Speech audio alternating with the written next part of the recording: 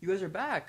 Welcome. My name is Pablo Monte. You're watching the Teen Network, and on today's News Weekly, we have a bunch of news ranging from the NBA all the way to Coca-Cola. Let's jump right in. I hope you enjoy it. Our first story starts off with Donald Sterling. Once again, he is front page news. He is suing the NBA for $1 billion as his wife, Shelly, tries to sell the LA Clippers to ex-CEO or former CEO of Microsoft, Steve Ballmer. So basically the deal is going to be for $2 billion. The only way the deal was possible was by Shelly announcing that her husband was mentally incapacitated, rendering him powerless in the trust that actually owns the Clippers. So both of them actually own the Clippers 50-50 within a trust within their family name, and now he's out of the trust because he's mentally incapacitated. Therefore, it's all up to her. If she decides to sell it, it's her option, and she's trying to sell it to former CEO of Microsoft, Steve Ballmer, for roughly $2 billion. That's quite a lump sum. The funny thing is, if Donald Sterling's sue of $1 billion does go through, he actually will be in essence suing himself because Shelly and the National Basketball Association are in a deal that states that all the harm done by Donald Sterling in court is taken out of the trust. That means if the suit goes through for the $1 billion, it goes through the trust, and that trust is his, so he's hurting himself. It all is pretty crazy. This man just needs to get out of public media and step aside, use your money somewhere else, get away from basketball. I wish the LA Clippers the best of luck next year in the NBA playoff season, because this year they unfortunately got knocked out, and now we have the finals coming up. We have the San Antonio Spurs, and we have the Miami Heat, my favorite team, and it's just going to be an amazing grudge match. Last year, actually, the Spurs and the Heat played again in the NBA Finals. We, fortunately, were victorious, and now we're again playing them in the NBA Finals, soon coming in the next week, the first game at their house because they have home court advantage. So I will keep you guys up to date on what happens on the NBA Finals. Maybe we'll even have like a live stream of myself watching the game and commentating and have like a cool conversation. I'll let you guys know on Twitter, so follow us at _the Teen Network or on Instagram at the Teen Network. So please go follow us for more information. On to the next story. This story has perplexed me quite a bit. A 6-year-old fires an AK-47 at his grandfather. This was an accident. He used his uncle's AK-47 that his uncle was showing to his grandfather and shot his grandfather dead. I really don't know what to tell you guys on this story.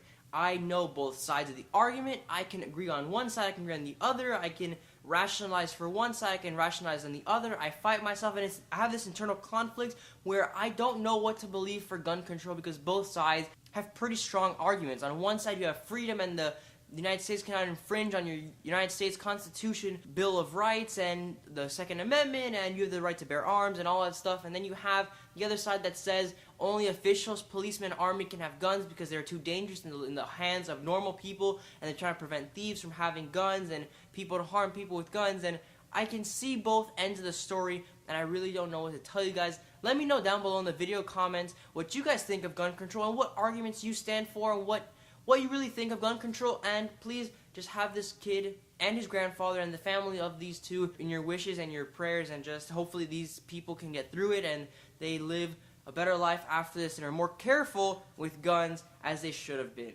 This story is pretty romantic and gets my heart crying. It's basically a story of a man that travels through 26 countries in 4 years and films all of it, and at the end of it, he proposes to his wife. So he films all of it, and then he just compiles it together in a little video. In the video, proposes to his wife, and it's pretty romantic, it's pretty amazing. Just go check it out, it's really interesting. It might even give you ideas if you're planning to propose to your girlfriend, or to your lover, or to whoever you want to love and marry and spend the rest of your life with. So it could give you some cool ideas. Of Travis Clark, a lead singer from We the Kings, a really cool band. Check them out on iTunes or Spotify.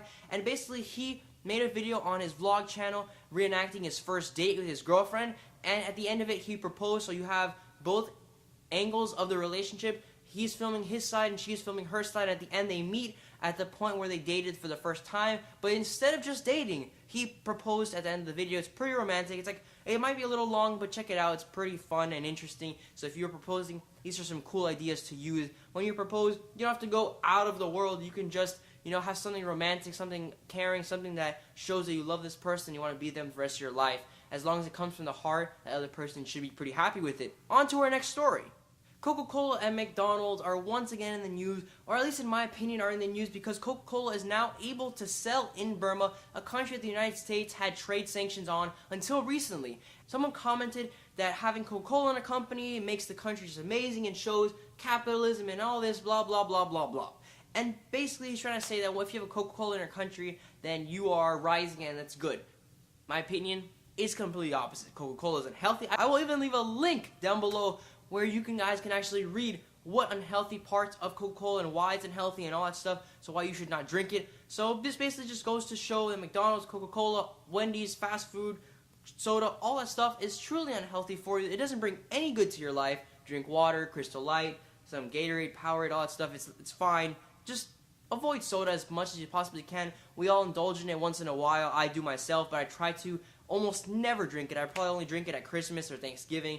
I just try to keep it to the most minimum I possibly can because I know it's unhealthy. McDonald's, I never go there just because I know it's completely bad for you and I have food at home, or I can go somewhere else where it's a little bit healthier. So please, if you guys do drink Coca-Cola all the time, try to stop. Just, try to go cold turkey or try to decrease slowly as much as you're doing. It's not good for your teeth, not good for your health. It can cause diabetes, all that stuff. I'll leave a link down below for more information on the Coca-Cola causes on your health. Our next story comes from Afghanistan. The U.S. actually traded with the Taliban. They had a couple prisoners of war in Guantanamo Bay. They traded with the Taliban for one of our soldiers to come back home. He was captured a couple years ago and he's been in capture for quite a while, and now the U.S. has him back. They traded a couple Taliban leaders back to the Taliban. It went all fine and secure, and just let me know what you guys think with trading with terrorists, and let me know if you think this was a good thing or a bad thing, or would you have traded for him, would you not?